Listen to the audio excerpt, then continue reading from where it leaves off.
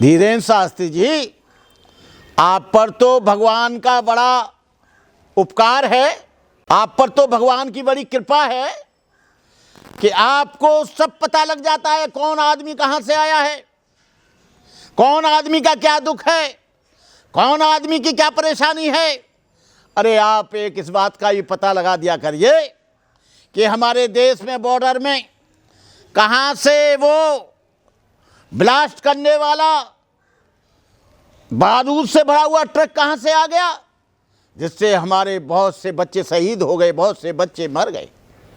Naxalite लोग line बिछा देते हैं, कहाँ बम छुपा है ये भी बता दिया करो। ए नाटक करना बंद करो। यदि तुम ही इस बात को बता दो तो आईबी और सीबीआई और पुलिस की कोई ज़रूरत नहीं रहेगी। आप ही बता दोगे चोरी किसने की है, आप ही बता दोगे चोरी का माल कहाँ रखा है। ये इस तरह से लोगों को गुमराह करने की कोशिश मत करो। यदि तुम्हारे पास शक्ति है तो एक बार मुझसे शास्त्रार्थ कर लो। तुम, मेरा चैलेंज है। कुछ नहीं है। आप लोगों को, जो लोग बेचारे अंधभक्त हैं, अंधश्रद्धा है, उन लोगों को आप कभी पीतम लोधी को फाड़ने की बात करते हो, कभी हिंदू राष्ट्र का विरोध करते हो, उनको मारने की बात करते हो। अरे भाई ऐसा मत करो।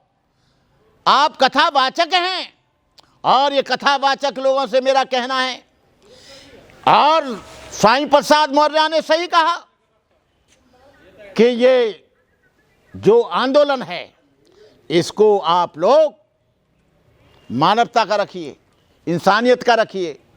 इसलिए मैं तमाम लोगों से निवेदन करता हूं कि इस जो ब्राह्मणवाद का, जो आज भागवत जी कह रहे हैं, पंडित, पंडित का मतलब बंगाली में विद्वान होता है, सीधा कह दो कि ब्राह्मणों ने, और ब्राह्मणों का इसलिए नहीं कर रहे हैं। चलो इतना तुमने कह दिया, तुम्हारी खटिया तो खड़ी होना शुरू हो गया।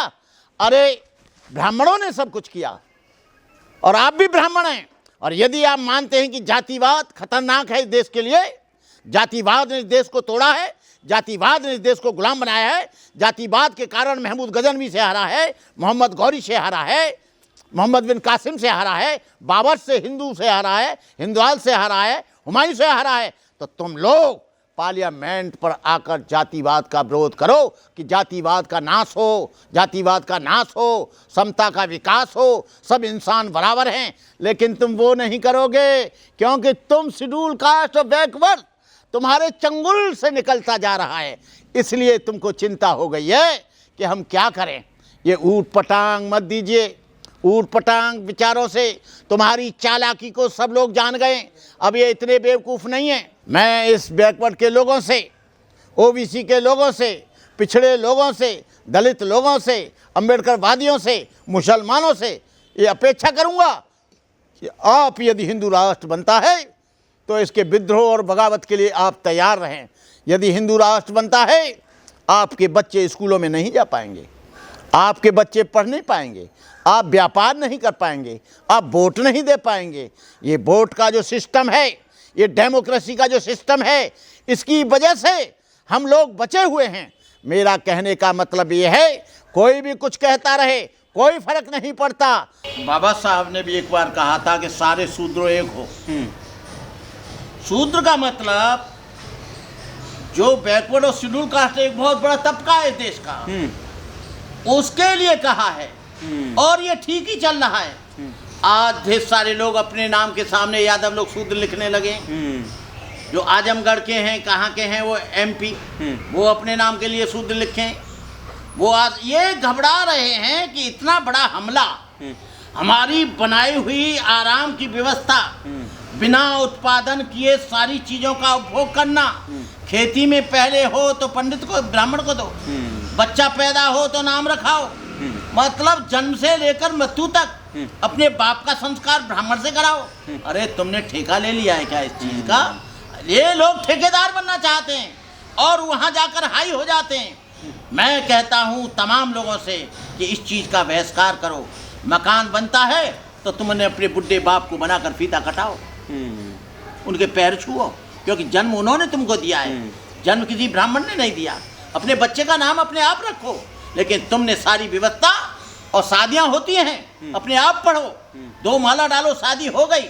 परंपराएं बदलती हैं, परंपराएं चलती हैं, परंपराएं कोई धर्म नहीं होती, परिवर्तन धर्म होता है, परंपराएं ही हैं। तो ये एक बात बताइए, पहले आदमी जब पैदा हुआ था, इस देश की परंपरा थी नंगे रहते थे, फिर पेड़ों की छाल बांध के रहते थे, फिर थोड़ा विकास हुआ तो धोती पहनने लगे, फिर थोड़ा और विकास हुआ तो कपड़े पहनने लगे, और ज़्यादा अंग्रेज आया तो पैंट शर्ट पहनने लगे।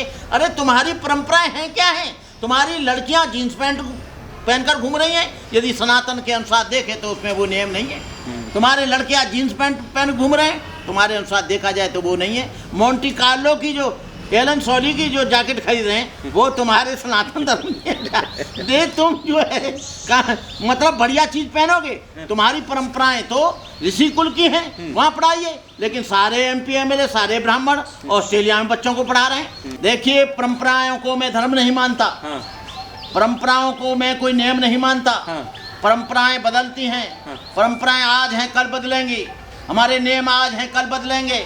धीरेन्द्र शास्त्री जी टोपा पहन के चलते हैं, अब बढ़िया से नैन नक्श बनाते हैं, ब्यूटी पार्लर पे जाते हैं, अपनी बढ़िया क्रीम लगा के बैठते हैं। ये कौन सी तुम्हारी परंपरा है? पहले तो मट्टी लगाते थे। धर्म जो है पूजा पाठ नहीं है, धर्म कथा भागवत नहीं है, धर्म ग्रंथ नहीं है, धर्म है। डॉक्टर अम्बेडकर से पूछा था, what is dharma? To maintain purity of life is dharma. There are 3 forms of purity, purity of mind, purity of speech, purity of body. जो आदमी मन कर्म वचन से शुद्ध है, जो किसी का नुकसान नहीं करता, जो किसी की चोरी नहीं करता, जो कोई व्यभिचार नहीं करता, जो नशीले पदार्थ नहीं पीता, जो किसी की हत्या नहीं करता, धर्म तो ये है। अब आप जातिवाद भी मान रहे हो, एक को ऊंचा मान रहे हो, एक को नीचा मान रहे हो, उसका क्या अपराध है? केवल यही तो अपराध है जो तुम्हें जातियां बना दी थी। वो पढ़ा लिखा है, विद्वान है, क्यों कह रहे हो पूजे विप्रशील गुणीना शुद्धन गुणगण ज्ञान प्रवीणा?